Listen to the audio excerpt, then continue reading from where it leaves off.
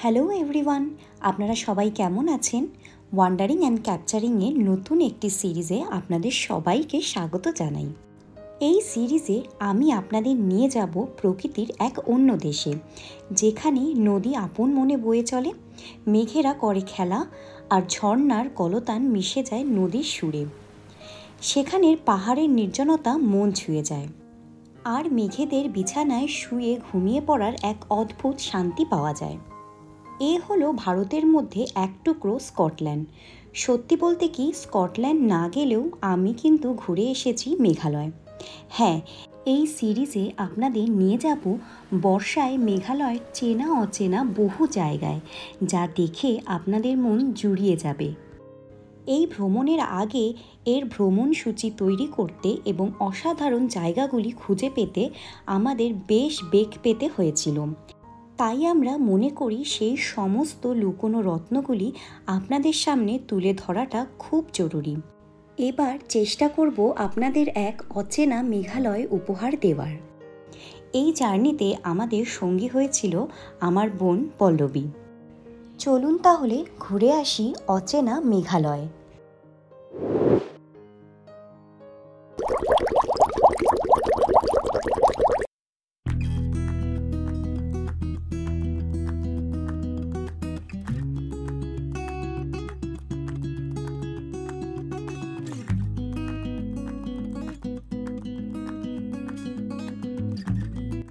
সুপ্রভাত সকলকে। এখন বাজে ঘড়িতে ভোর 3:11। আমরা পৌঁছে গিয়েছি কলকাতা ইন্টারন্যাশনাল এয়ারপোর্টে। সবাই নিশ্চয়ই থাম্বনেল দেখে বুঝতে পেরে গেছেন আমরা কোথায় যেতে চলেছি। চলুন তাহলে বেরিয়ে পড়া যাক একটি নতুন অ্যাডভেঞ্চারের উদ্দেশ্যে। সঙ্গে থাকুন ওয়ান্ডারিং অ্যান্ড ক্যাপচারিংয়ে।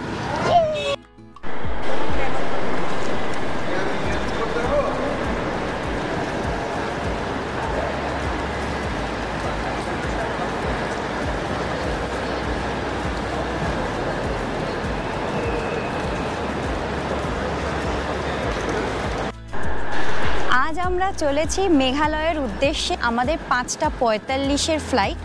সোজা চলে যাব আমরা গুয়াহাটি এবং সেখান থেকে রয়েছে কানেক্টিং ফ্লাইট। তো এখন আমরা লাগেজগুলো ড্রপ করে তারপরে এয়ার ইন্ডিয়ার ফ্লাইটের চেকিংয়ের দিকে চলে যাব। আমাদের যেহেতু 5:45-এর ফ্লাইট, তো আমরা অনেকটাই আগেভাগে চলে এসেছি। কারণ কি, এখানে একজন স্পেশাল গেস্ট আমাদের জন্য ওয়েট করছে, আপনাদের সাথে তারও মিট করিয়ে দেব। আগে বোর্ডিং পাসগুলো কালেক্ট করে নিই, তারপরে আরও গল্প হবে।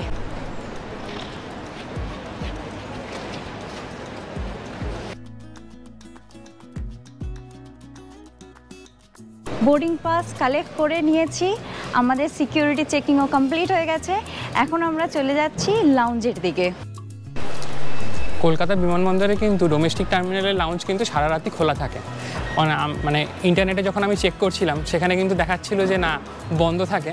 তাই আমি এখানে আসার পরে জিজ্ঞেস করলাম, ওরা বললো না, লাউঞ্জ কিন্তু খোলা থাকে। এই একটা মিস ইনফরমেশান ইন্টারনেটে অনেক ওয়েবসাইটে লেখা আছে, তো এই জিনিসটা আপনারা মাথায় রাখবেন।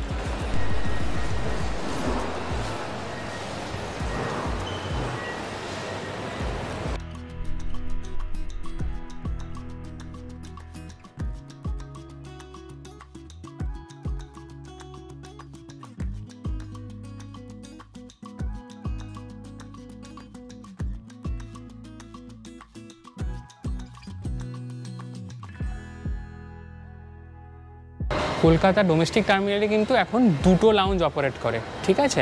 একটা লাউঞ্জ হচ্ছে আপনারা এসকেলেটার দিয়ে যখন এই এসকেলেটার দিয়ে এখান থেকে আসবেন, প্রথমে উঠে একটা লাউঞ্জ পাবেন, সেটার নামও ট্রাভেল ক্লাব লাউঞ্জ এবং তার পরেরটার নামও ট্রাভেল ক্লাব লাউঞ্জ। কিন্তু দুটোর মধ্যে বিশেষত তফাৎ হচ্ছে, প্রথম লাউঞ্জটা হচ্ছে এয়ার ইন্ডিয়ার বিজনেস ক্লাস কার্ড দিয়েও কিন্তু ঢোকা যায়, কিছু খুব লিমিটেড কার্ডসের অ্যালাউ করে।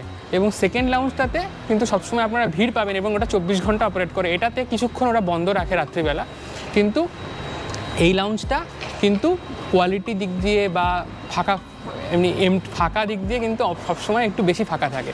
তো সুতরাং যদি আপনারা ভাবছেন লাউঞ্জে একটু নিরিবিলিতে সময় কাটাবেন, খুব লাইনে রাশ আওয়ার তো খুব, দ্বিতীয় লাউঞ্জটা প্রচুর ভিড় থাকে। তাই যদি আপনাদের কাছে SBI কার্ড এবং কিছু অ্যামেক্স কার্ড বা ইত্যাদি কার্ড থাকে, তাহলে প্রথম লাউঞ্জটা অ্যাক্সেস করতে পারেন এবং বিজনেস ক্লাস থাকলে কিন্তু অবশ্যই অ্যাক্সেস করতে পারেন।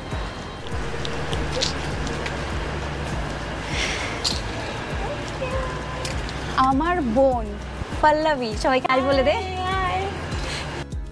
সকাল সকাল পেট পুজো, প্রচণ্ড খিদে পেয়েছিল, সারা রাত ধরে জেগে আছি, বেশ ভালো লাগছে। গুলিয়ে খাবো, কারণ পরের খাওয়া যে কখন পাবো জানি না। এরপরে গুয়াহাটি থেকে শিলংয়ের আবার ফ্লাইট, তারপরে গিয়ে কোনো খাওয়ার অপশান। সব ভালো করে পেট ভরে খেয়ে নিতে হবে বস।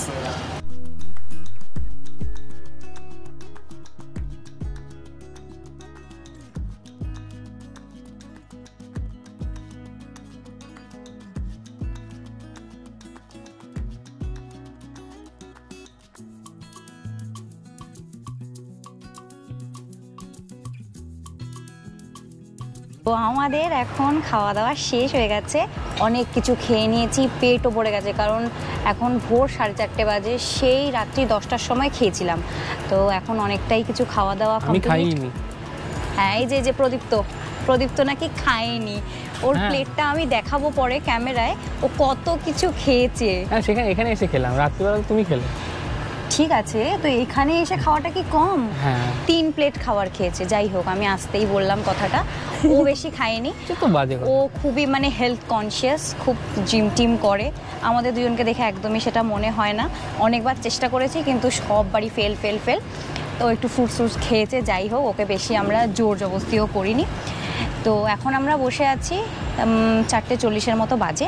তো আমরা কিছুক্ষণ পরেই বেরিয়ে যাব, 5টার মধ্যে বেরোনোর প্ল্যান করছি। একদম ঘুম হয়নি, 3জনই টায়ার্ড। ও যেহেতু শিলিগুড়ির থেকে আসছে, তো বাগডোগরার থেকে 6:30টার ফ্লাইট নিয়ে ডিরেক্টলি কলকাতায় চলে এসছে। তারপরে তখন থেকে আমাদের জন্য ওয়েট করছে, কারণ বাইরে প্রচণ্ড ঝড় বৃষ্টি হচ্ছিল, ও আমাদের বাড়িতেও যেতে পারেনি। তো ও এখানেই বসে ওয়েট করছিল, তো আমরা চলে এসেছিলাম। তো আমরা খেয়ে দিয়ে এখন সবাই ওয়েট করছি কখন আমাদের গেটের দিকে আমরা যাব। 4:45 আমাদের বোর্ডিং শুরু। হ্যাঁ, 4:45 শুরু, তো এখনও সেটা শুরুও হয়নি। তো শুরু হোক, তারপরে আমরা আস্তে ধীরে নামবো। কিন্তু আমাদের প্রথমে গুয়াহাটি পৌঁছানোর পরে একটা ভারতের সবথেকে সস্তাতম বিমানে চড়তে চলেছি আমরা। সস্তাতম বিমান মানে আপনারা নিশ্চয়ই বুঝে গেছেন, গুয়াহাটি থেকে শিলং সেই অ্যালায়েন্স এয়ারের একটা বিমান শুরু হয়েছে, যার প্রথম ভাড়া 1 ঘন্টা 10 মিনিটের বিমান যাত্রাটা টোটাল 100 টাকা মূল্যের টিকিট। হ্যাঁ, আপনারা ঠিকই শুনছেন, একটা বিমানের টিকিটের দাম মাত্র 100 টাকা। অ্যালায়েন্স এয়ার আগে এয়ার ইন্ডিয়ার আন্ডারে ছিল, টাটা টেক ওভার করার পরে ওটা কিন্তু এখন গভর্নমেন্ট অফ ইন্ডিয়ার আন্ডারেই, সিভিল এভিয়েশনের আন্ডারেই রয়েছে। এই অ্যালায়েন্স ফ্লাইটটি বন্ধ হয়ে গিয়েছে, এখন কলকাতা থেকে শিলংয়ের ডিরেক্ট ফ্লাইট রয়েছে। আমরা যখন গিয়েছিলাম তখন এই ফ্লাইটটি পেয়েছিলাম, সে সব এক্সপিরিয়েন্স আপনাদের সাথে শেয়ার করব। এবং ওরা যাতে নর্থ ইস্টে এই সুবিধাটা দিতে পারে, ওই এয়ারপোর্টগুলো আরও বেশি করে সচ্ছল হতে পারে। শিলং এয়ারপোর্টে তো খুব একটা বেশি বিমান নামে না, তাই জন্য ওরা 100 টাকা করে টিকিট দিয়ে শুরু করেছিল। কিন্তু আনফর্চুনেটলি আমি 100 টাকার টিকিটটা পাইনি, মানে প্রথম কিছু টিকিট 100 টাকায় দেয়, তারপরে 400 টাকায়, তারপর 600 টাকা। আমি 600 টাকার টিকিট পেয়েছি। আমরা 600 টাকায় একটা বিমানের টিকিট কেটেছি। আমার কাটা এটা সর্বনিম্ন বিমানের ভাড়া আজ অবধি। আমি লকডাউনের সময় শিলিগুড়ি থেকে কলকাতা 1600 টাকায় যাত্রা করেছি, কিন্তু সেটা আমি ভেবেছিলাম এটা অনেক কম, কিন্তু এই 600 টাকার কাটার পরে আমি কিন্তু রিয়েলি এক্সাইটেড।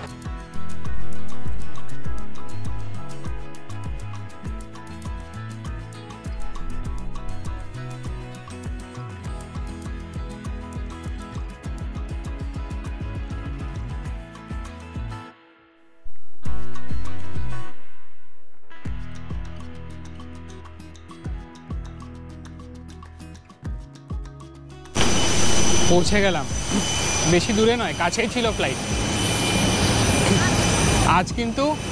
আজ কিন্তু আমাদের যাত্রা A320 নিও এয়ার ইন্ডিয়ার। এটা কিন্তু এয়ার ইন্ডিয়ার সেরকম একটা ফ্লাইট যাতে কিন্তু অল ইকোনমি, মানে আপনারা জানেন এয়ার ইন্ডিয়ার ফ্লাইটে ইকোনমি বিজনেস ক্লাস দুটোই থাকে, কিন্তু এটা কিন্তু অল ইকোনমি ফ্লাইট। দেখা যাক ফ্লাইটের যাত্রা কেমন হয়। ফুড ইনক্লুডেড আছে 1 ঘন্টার জার্নিতেও। এয়ার ইন্ডিয়া কিন্তু সবসময় ফুড ইনক্লুড করে, এটাই ওদের ইউএসপি।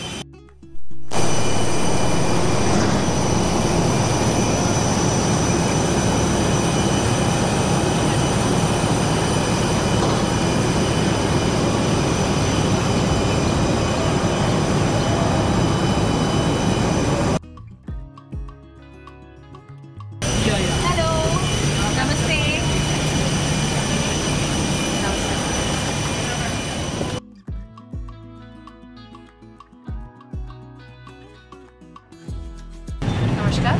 নমস্কার। নমস্কার।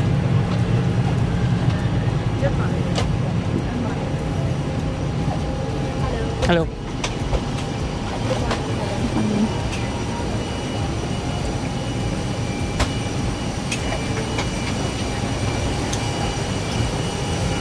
ওকে 30 ABC। আজ কিন্তু এই ফ্লাইট পুরোই ফাঁকা। আপনারা দেখতে পাচ্ছেন এই টোটাল 120 জন না 130 জনের সিটে মাত্র 22টা প্যাসেঞ্জার। তাই ওরা কিন্তু ভীষণ তাড়াহুড়ো করছিল, কারণ ওরা তাড়াতাড়ি করে বোর্ড করে দেবে। আপনারা জানেন আজকে এটা অল ইকোনমি ফ্লাইট, তাই জন্য ওরা বাস দিয়েছিল।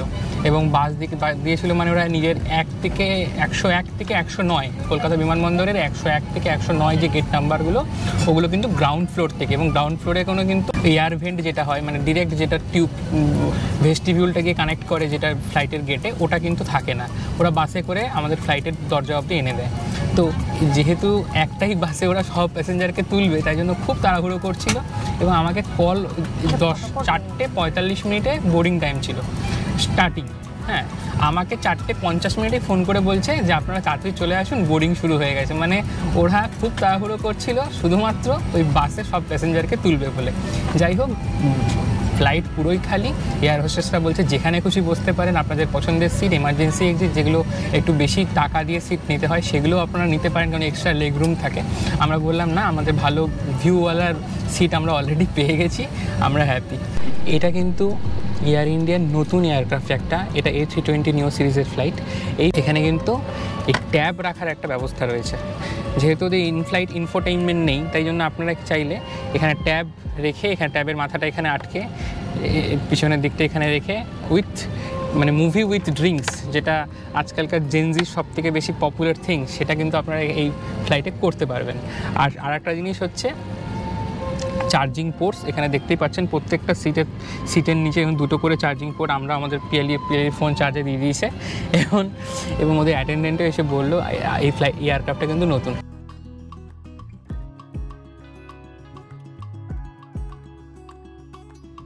ভোর আকাশে মেঘেদের ঘুম কাটিয়ে উড়ে চলল আমাদের পক্ষীরাজটি। ভাবুন তো, চারপাশটা শুধুই সাদা, মেঘে ঢাকা। সেই সাদা চাদরে তুলোর বিছানা দিয়ে ভেসে চলেছি আমরা।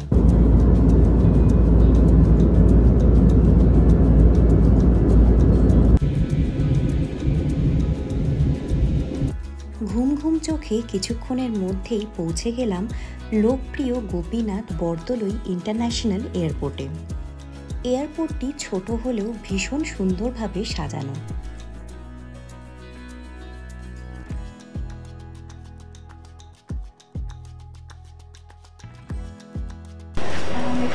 এখন বাজে 6:45। এখানে কিন্তু খুবই কম ফ্লাইট দেখতে পাওয়া যাচ্ছে, কারণ এই এয়ারপোর্টে কিন্তু খুব একটা বিজি এয়ারপোর্ট নয়, কিন্তু নর্থ ইস্টের অন্যতম গুরুত্বপূর্ণ এয়ারপোর্ট। কারণ আপনারা জানেন গুয়াহাটি কিন্তু নর্থ ইস্টের একটা গুরুত্বপূর্ণ শহর।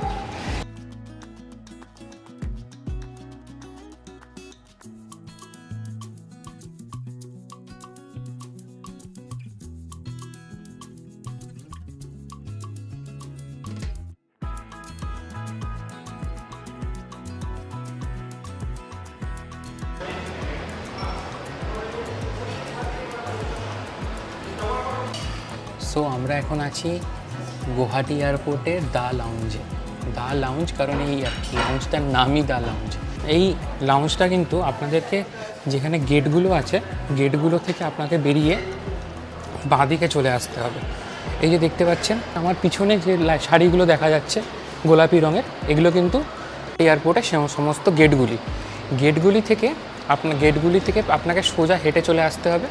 এবং ঠিক এইখানে এটাই হচ্ছে মানে লাউঞ্জের নামই দ্য লাউঞ্জ। খুবই কম কার্ড কিন্তু এখানে অ্যাকসেপ্টেড, ডেবিট এবং ক্রেডিট কার্ডের মধ্যে খুব বেশ কিছু maximum debit card, credit card যেগুলো সমস্ত এয়ারপোর্টে চলে, এখানে কিন্তু সেগুলো চলে না।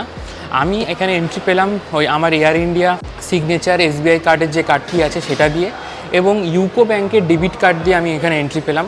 খুবই লিমিটেড অ্যামাউন্ট অফ কার্ডে ওরা এন্ট্রি দেয়, তাই জন্য লাউঞ্জটার ক্যাপাসিটিও খুব অল্প, কারণ এখানে খুব একটা সোফা জাতীয় কিছু নেই, শুধুমাত্র বসে হিলস নেওয়ার মতোই ব্যবস্থা রয়েছে। আজকের সকালের মেনু স্টিমড ইডলি, সাম্বার, উপমা, উত্থাপ্পাম, মানে সাউথ ইন্ডিয়ান ব্রেকফাস্ট মূলত। আলুর দম, লুচি,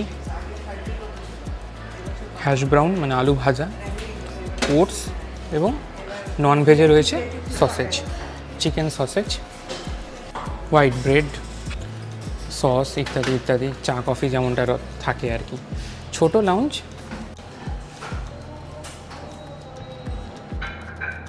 সব মিলিয়ে এখন অবধি যাত্রাপথ আমাদের সুমধুর। খুবই এক্সাইটেড লাগছে, কারণ আমাদের ভারতের সবথেকে সস্তা একটা বিমান চড়বো। তারা রিবেট দিচ্ছে গভর্নমেন্ট, জানি না কেমন হবে, এয়ারক্রাফটগুলো পুরনো কিনা সেটাও কোনো জানা নেই। যাই হোক, যাচ্ছি তো যাচ্ছি, ধান ক্ষেত, জঙ্গল, বিভিন্ন জায়গা পেরিয়ে এয়ারপোর্টের ভিতর দিয়ে যাচ্ছি।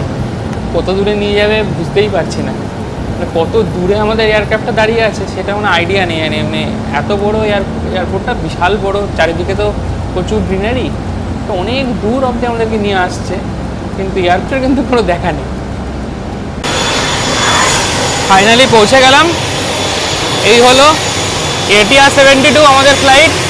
ATR 72 মাত্র 72 জন প্যাসেঞ্জার নিয়ে এই বিমান উঠতে পারে। এই যে অ্যালায়েন্স এয়ারের সেই বিখ্যাত বিমান। বিশ্ববিখ্যাত ফ্লাইটে উঠে পড়েছি। এসি নেই, প্রচণ্ড গরম, ভিডিও করতে দিচ্ছে না। যাই হোক, আমি লুকিয়ে ভিডিও করে নিচ্ছি। আর যাই বলবো, সস্তায় বারো অবস্থা, বাঙালির কথা 100% সত্যি হয়ে গেল। একই গুয়াহাটি এয়ারপোর্টে কিন্তু আমরা ল্যান্ড করেছিলাম, তখন কিন্তু আমাদের কিছুই ডিফেন্স এয়ারপোর্ট, এখানে ভিডিও করা যাবে না এরকম কিছুই বলেনি। গুয়াহাটি যতদূর সম্ভব আমি জানতাম না ডিফেন্স এয়ারপোর্ট, কারণ ডিফেন্স এয়ারপোর্টগুলো IX দিয়ে শুরু হয়। যাই হোক, এরা আমাদেরকে আগে কিছুই বলেনি, এখন বলছে এই এয়ারক্রাফটের ভিতরে ভিডিও করাও মানা, টেক অফ ল্যান্ডিংয়ের সময় ভিডিও করাও মানা, ছবি তোলা মানা, সবই মানা। আমি জানি না এদের কী আলাদা প্রোটোকল, বাবা সরকারি নিয়ম বলা মুশকিল, কিন্তু যা এইটুকু বলতে পারি ওরা ভালো না, একেবারে গরম, প্রচণ্ড গরম, ভেতরে এসি প্রপারলি কাজ করছে না, সিটস প্রচণ্ড, যেখানে এই অলরেডি আমাদের যেখানে সিটগুলো, সিটের কভারগুলো ছেঁড়া, কোনো মেনটেন্যান্স নেই, আর এয়ারক্রাফটটাও যথেষ্ট পুরনো বলেই মনে হয়। এয়ারক্রাফটের এক্সপিরিয়েন্স তো আপনাদের সাথে শেয়ার করলাম, তবে এই ফ্লাইটটি এখন বন্ধ হয়ে গিয়েছে। কলকাতা থেকে শিলংয়ে ডিরেক্ট ফ্লাইট এখন রয়েছে। সামনেই স্বপ্নপুরী, সেই স্বপ্নপুরীতে রয়েছে পাহাড়, ঝর্ণা, আর রয়েছে মেঘেদের নিত্য আনাগোনা। আর কিছুক্ষণের মধ্যেই আমরা সেই স্বপ্নপুরীতে পা রাখতে চলেছি। এ যে কী আনন্দ তা ভাষায় প্রকাশ করা যায় না।